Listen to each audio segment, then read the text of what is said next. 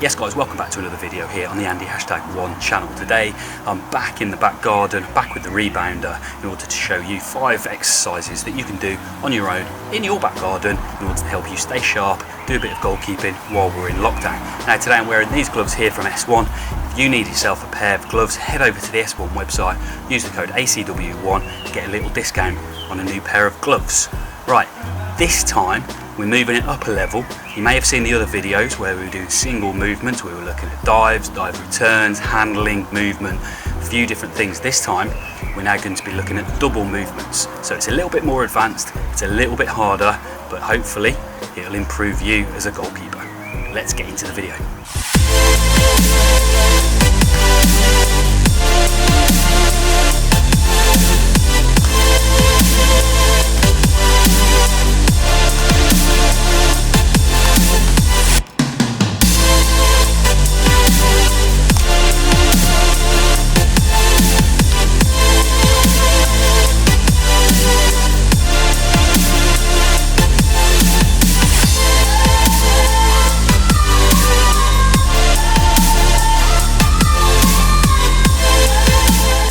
It's actually the end of the session now, and as you can see, I'm pretty blowing. If you do this right, it will be a hard workout, trust me. Right, so if you haven't subscribed already, why have you not subscribed? Make sure you do. Hit that notification button, hit that subscribe button, and when you get to the end of this video, make sure you drop a like on it as well. Right, let's get into the video now.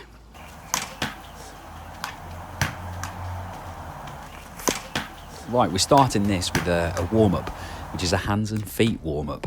So from here we're going to throw the ball against the rebounder, we're going to take a catch, then the ball's back against the rebounder, and then we're going to then volley the ball onto the rebound to take another catch. We're going to use the inside of our foot for this. We're going to get nice solid connection onto the ball, back onto the rebounder. We're going to be making sure we're using our right foot and we're using our left foot, because we've got to be good with our feet as well. And also this is a good warm-up as well, getting lots of touches on the ball, getting lots of touches in our hands, lots of touches on our feet, and we're going to make sure we're getting good solid catches, good solid volleys. Right, now we're going to change this up. So the volley now, instead of on the inside of our foot, we're going to be using our laces. So we've got to make sure that we're getting ourselves into a good position, using those little steps of the feet, getting ourselves into line, throw the ball a bit harder, make it a bit more difficult. So it's a big good throw, catch onto the rebounder, using our laces, and then we might have to adjust ourselves, making sure we're making small little steps of the feet, getting ourselves into line with the ball, taking another catch.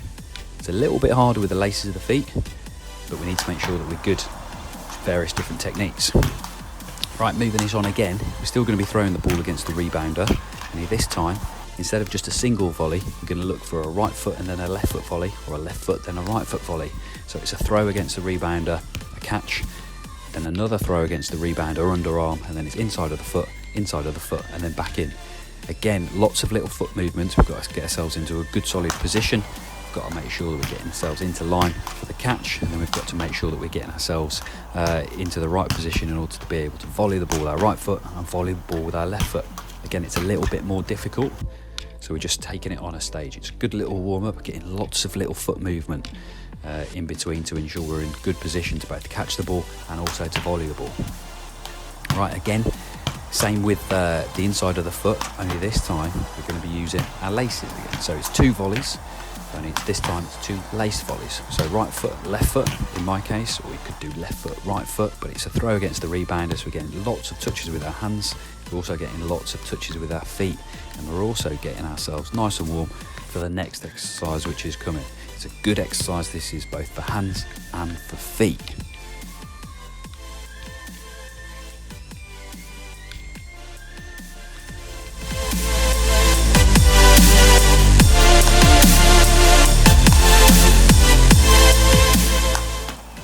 Next exercise we're looking at here is a handling exercise, but this handling exercise also incorporates backwards movement.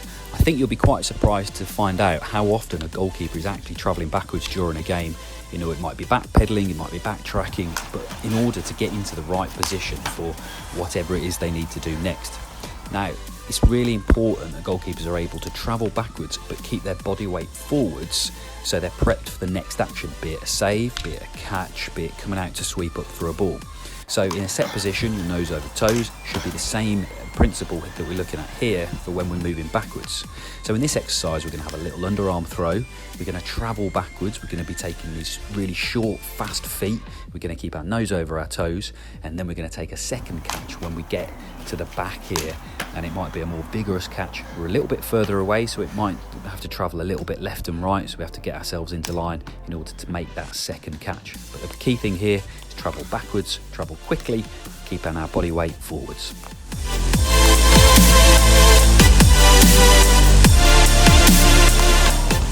Next exercise is a low diving exercise. We're going to start it with a little bit of handling, so we're looking at double movements here. So it's a throw against the rebounder, then we're going to travel backwards sideways to the cone, before then we're exploding into a low dive.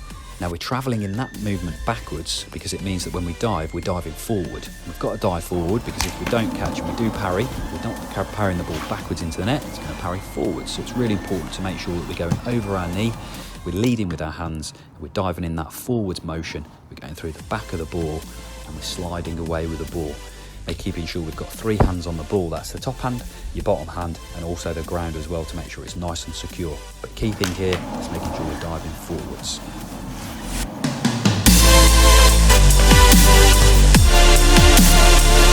Next exercise we're looking at is high balls. So again, we're going to start it off with a catch. So it's a throw against the rebounder. Obviously, the harder you throw it against the rebounder, the harder it is in order to catch the ball. So that's how you can make this a little bit harder to start off with. Then from here, I'm looking to bounce the ball as hard as possible against the ground because then it makes it a little bit more difficult to judge where that ball's going. We're going to travel backwards. So we're going to travel backwards to the cone. So that means then we have to come forwards to the ball and we're looking to take the ball at the highest point. Apologies for the terrible camera work here. I actually wasn't bothered about filming so much. It was more actually having a training session for me because I hadn't had a training session for a while.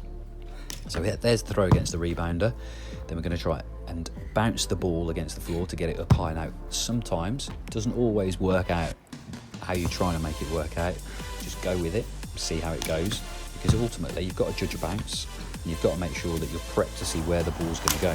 Now you can change the service if you did want to have more of a consistent ball in the air, then you can throw the ball underarm as high as you can. But from here again, we're looking at can we attack the ball, can we take the ball at the highest point, can we take off from one foot and making sure that we're protecting ourselves and that other knee is coming up. So if we're taking off on our left foot, our right knee's coming up at the highest point and attack the ball.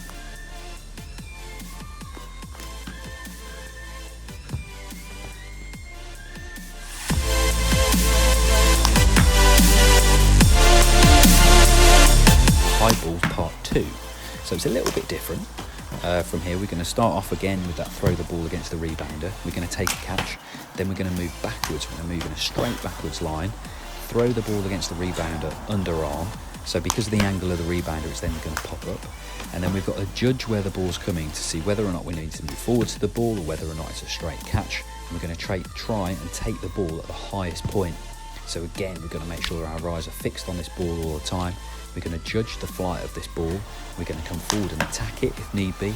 Take the ball at the highest point, keeping our thumbs close together. A nice diamond or a W technique here to catch the ball. Take it at the top of the flight and making sure then it's nice and secure in, but we've attacked the ball at its highest point. Now we can change the service from this, then it becomes more of a type of cross. So we're going to throw the ball into the rebounder, take the catch, then we're going to move backwards and sideways, that is. Throw the ball against the rebounder again, and then we're going to have to move forward to the ball as it's coming across us. So it's a little bit more difficult, but we're going to make sure that we're judging the flight, we're seeing the flight of the ball early, we're coming forward and attacking the ball, we're trying to take the ball at the highest point, like a cross. We're going to take off on our right leg and move our left leg up, or left leg and right leg, to protect ourselves, making sure we're solid in the ball.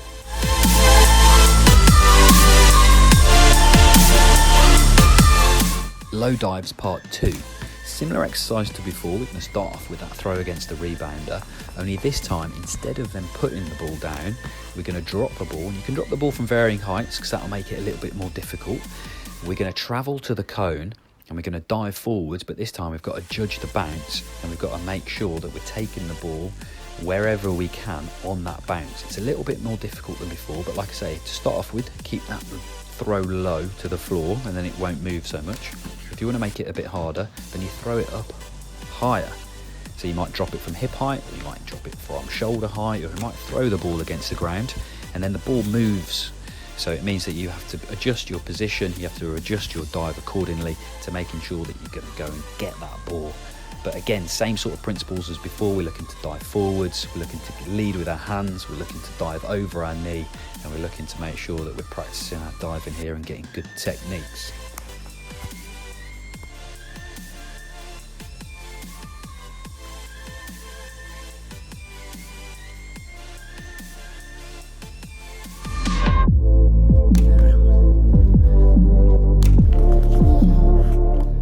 Final exercise we're looking at in this video is the mid dive. So it's a similar exercise that you've seen from the low dive and the low dive part 2, but this time we're going to be throwing the ball against the rebounder. So to start off, as always, we're going to be throwing the ball against the rebounder straight, but you know, we're going to include handling in this, and everything that we do, get lots and lots of touches on the gloves, making sure we're making lots and lots of catches. Then we're going to move backwards and sideways to the cone, where then we throw the ball against the rebounder again. And because throws might come at varying heights against the rebounder, it means the ball is going to come back to us at varying heights. So now we've got to look and try and judge where that height is. It might be trying to replicate a shot from outside the box or a shot from just inside the box, but it's not too far away from us, so we're not looking to extend ourselves, and we could do if we wanted to make it a bit harder, but we're looking to judge that flight of the ball, judge that height of the ball I should say, and make that catch, making sure our hands are leading towards the ball, making sure we've got ourselves into a good position, making sure we're diving forwards, making sure our hands are leading, making sure we're travelling over our knee, and we're going to go and make that diving save.